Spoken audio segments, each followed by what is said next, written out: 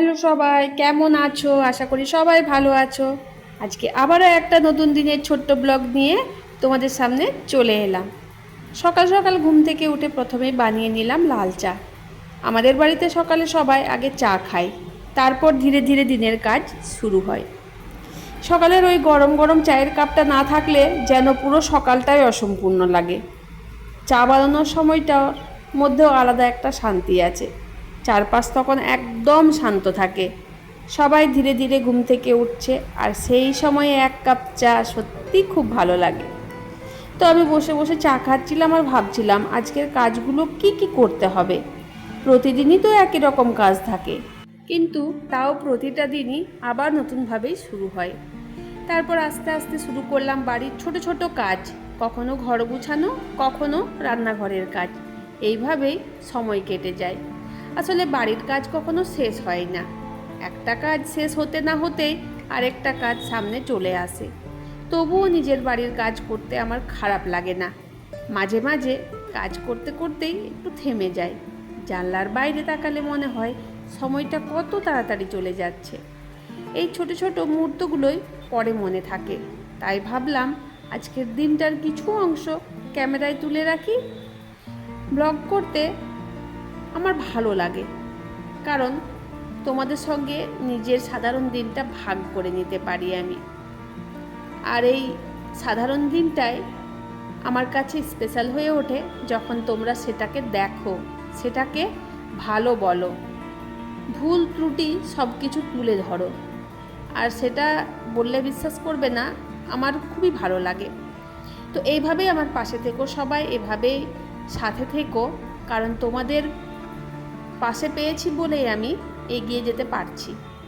আর আমি ভবিষ্যতে আরও এগিয়ে যেতে পাই আর তোমাদেরকেও পাশে পেতে চাই। বাড়ির প্রত্যেকটা কাজই কিন্তু আমি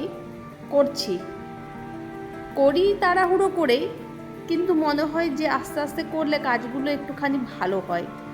আর আমার আস্তে কাজ কিন্তু করতে ভালো লাগে, কিন্তু আমাকে করতে হয় তাড়াহুড়োভাবে। কি করব বলো? কারণ তাড়াহুড়ো না করলে সময়টা ঠিকমতো গুছিয়ে উঠতে পারি না। তবে প্রত্যেকটা দিনের আলাদা আলাদা কিছু কিন্তু ভাগ থাকে। হয়তো কোনো দিন তাড়াহুড়ো থাকে, কোনো দিন আবার ধীরে সুস্থে করলেও চলে। কিন্তু আমার ক্ষেত্রে পুরোটাই উল্টো। আমি যেদিন কাজে যাই সেদিনও আমার যেরকম তাড়াহুড়োর কাজ, আর যেদিন বাড়িতে থাকি সেদিন তো আমার থাকেই তাড়াহুড়োর কাজ। তো আস্তে আস্তে কাজ যখন করতে পারি না, তাড়াহুড়ো কাজ যখন করি, তখন ভুল ত্রুটিও অনেক হয়ে যায়, সেগুলোকে আবার নিজেকেই শুধরে নিতে হয়।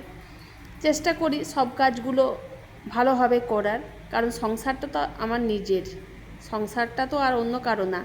সেই সংসারে কিছু যদি ক্ষতি হয়, ক্ষতিটা আমারই হবে। আর এখানে দেখো কতগুলো জামাকাপড় ছিল, সেগুলো কেচে মেলে দিলাম। সংসারের একটা কাজ তো থাকে না, প্রচুর কাজ থাকে। আমাকে দিয়ে যায়, মানে ওর কাছ থেকে আমি জিনিসপত্র কিনি সব। তো আজকে কাজে থেকে ফিরে এই দেখছি যে এই জিনিসটা দিয়ে গেছে। তোমরা তো জানো আমি কি ধরনের জিনিস পরি। তো এটা দিয়ে গেছে, দেখি এবার এটা ট্রাই করে দেখতে হবে হচ্ছে কি না। এই যে ওড়নাটা আর এই যে প্যান্টটা, তো এটা পাটিয়ালা সেট নয়, কিন্তু এটা আলাদা রকম। সেজন্য আমাকে বলেছে যে এই যে আলাদা রকম, সেজন্য আমাকে বলেছে যে একবার ওকে ফোন করে নিতে, মানে যে দিয়ে গেছে, যে বোনটা দিয়ে গেছে তাকে ফোন করতে বলেছে। ঠিক আছে, দেখবো এক্ষুনি। এই তো ফিরলাম, দেখি।